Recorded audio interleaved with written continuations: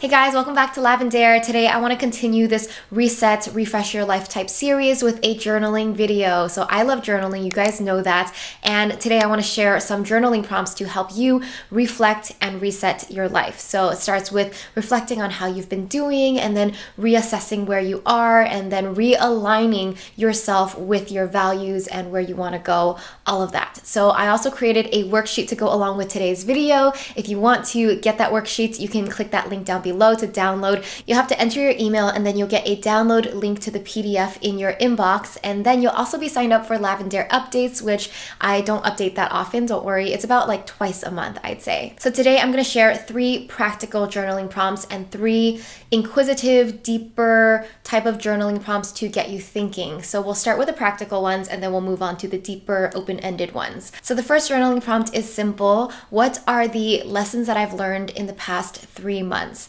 I love to ask myself this every 3 months, every end of the quarter, and it's about the end of the first quarter. Yeah, we finished Q1 in 2019 already. Anyway, it's time to reflect on how you've been doing the past 3 months.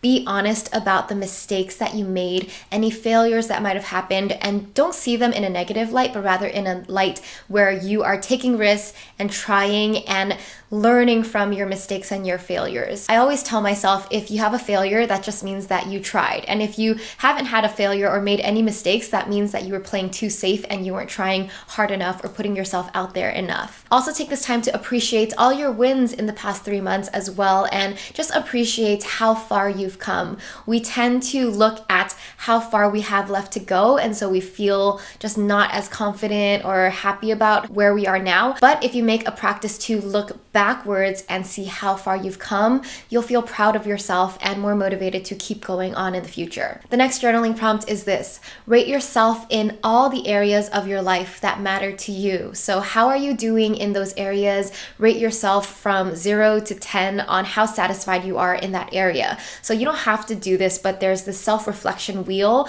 that helps you get a better visual of how your life looks like, how you're doing visually. So the categories are wellness, self, relationships, purpose, financial, and creativity. And then within these categories are subcategories to help you rate your life in more detail. I actually got this exercise from a YouTube wellness workshop that I went to recently, and I really liked it, so I had to share it. But you don't actually have to do this self-reflection wheel. You can just list it out in your journal, just like one after the other. How am I doing in wellness, in finances, creativity, career, purpose, etc. So after you rate yourself on how well you're doing in each area, look at the areas that need the most work. Where are you scoring the lowest? For me, it was like health, because I neglected my physical health for a while, just like not eating well. I got lazy about that. So this month I told myself, okay, I'm gonna make health a priority. So pick 1 to 2 areas that you want to focus on for the next month or the next 3 months, whatever works for you. But this is just a really good way to see where in your life needs some work, because ideally you want to be balanced out in all areas. Balance is never perfect, but you can always improve and give yourself more love and care in the areas that need it. The next journaling prompt is to help you reprioritize for the next 3 months. So ask yourself, what are my priorities for the next 3 months? And then list out all the projects and goals that you want to achieve. Then you can really reassess, like, okay, what is realistic? What is the most important for me? So sometimes you do have to like declutter your priorities, because we want to do so much, but it's not physically possible to do all of that at once. You don't want to spread yourself too thin. So take this time to really, really reassess what is the most important, most urgent, or the most valuable thing that I want to accomplish in the next 3 months, and then pick those things. So you want to look ahead 3 months and then set that date as the date that you want to have accomplished these goals or projects by. And then from there, you want to work backwards on setting like mini deadlines for each project or goal that you have. The reasoning behind that is, if you set a goal and you don't have like an end date in mind, then you'll just give yourself forever to accomplish it and you might never really get to it. So it's always important to have the end date in mind, or just like the timeline that you want to achieve that project or goal. But what's even more helpful is to break it down by either month or every week. What do you want to have finished by the end of like each week? So For me, it's helpful to work backwards because at the end, you want to have the finished product, and then you'll just logically set those like deadlines going backwards. Like, okay, by the second month, I should have finished this much. By the first month, I should have finished this much, and then just work it out from there. So hopefully that helps you reprioritize and make an actual action plan to achieve your goals and projects in the next 3 months. All right, so those were the 3 practical journaling prompts, and now I want to move on and share 3 open-ended, more thought-provoking journaling prompts that you guys should definitely journal too, because I feel like these open-ended ones will help you reveal what's deeper within you. What do you truly want? How can you realign to what's valuable and what's important to you? So the first journaling prompt is, what would I do if I knew I could not fail? And this is a good one because if you consider, like, if failure was not an option, what would you do with your life? Like, you would just go for the craziest, most fun things that you would want to go for, because if you can't fail and you take away that risk, then you would just go for the best thing that you could ever think of. And this is a fun question to ask yourself because it reveals what would you actually want to do with your life? What are the true desires you have within if you weren't going to give into like the fear of failure or fear of looking stupid, fear of embarrassment, or any of that? Like, if there was no failure and you could not fail, what would you do?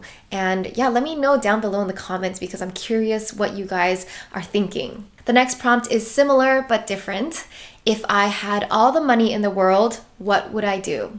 So if money were not an issue, if you did not have to have money to survive and support yourself and your family or whatever, what would you do? And this is another one to kind of like let yourself dream. Give yourself some time to just think open-ended and really like explore all the possibilities. What would your life look like if money didn't matter? What would you do? How would you spend your time? What would you want to create out of your life? This is another prompt to help you dig deep and discover who you truly are inside. What is genuinely valuable to you in this lifetime? What matters when you erase like the need for money and the basic foundational needs that we all have? And it can give you ideas on how you want to spend your life in the future. All right, the last journaling prompt I'll share today is, what are some scary things outside of my comfort zone that I want to do this year? And then what are some scary things I want to do in this lifetime? So think always about how you can expand your comfort zone, because it's so easy to stay within what's comfortable, what's normal, and what's safe, but we only grow when we like stretch ourselves and step out of it. You only grow when you get nervous and feel anxious and a little bit scared, because that's when you're pushing yourself and doing something you haven't done before. So it's always a good reminder to reflect, okay, what is something that I've wanted to do but I'm scared to do, something outside of my comfort zone that, like that I could consider trying to push myself. And I'm sure there are a ton that you can think of. If not, like, please share down below for people who want inspiration or ideas on things they can do outside of their comfort zone. It could be really simple. It could be like going on a photo shoot with a friend, or learning a new language, or going skydiving, or doing some solo travel. There are tons of things you can do to stretch outside of your comfort zone. And just another reminder that whatever feels scary to you, then that is like a clue to where you should go. And what I mean by that is not like obviously jump off a cliff or anything, but anything scary in terms of like going for your dreams or stretching yourself in a way that is helpful or beneficial to yourself. All right, that's it for this video. Let me know if you guys like videos like this where I share journaling prompts. Leave your feedback down below, because I love journaling and I journal almost every day. And I have like a journaling playlist, which I'll link below. I feel like journaling is something so personal, and it's hard to make videos about it because journaling is just journaling. Like, I just sit down and write whatever's on my mind. Anyway, if you're new to this, my only tip for you is don't overthink it and just write. Get out a journal, a pen, and just write whatever's on your mind. Journaling has no rules. You don't have to share it with anyone. It's just for yourself. And if you want, you can like burn it or delete it afterwards. You can even journal digitally, and I know a lot of people do that. I personally love handwriting because it just, I don't know, I like it better, but whatever works for you works. Good luck with your journaling session, and I hope you have an amazing rest of your day. Love you so much. Bye.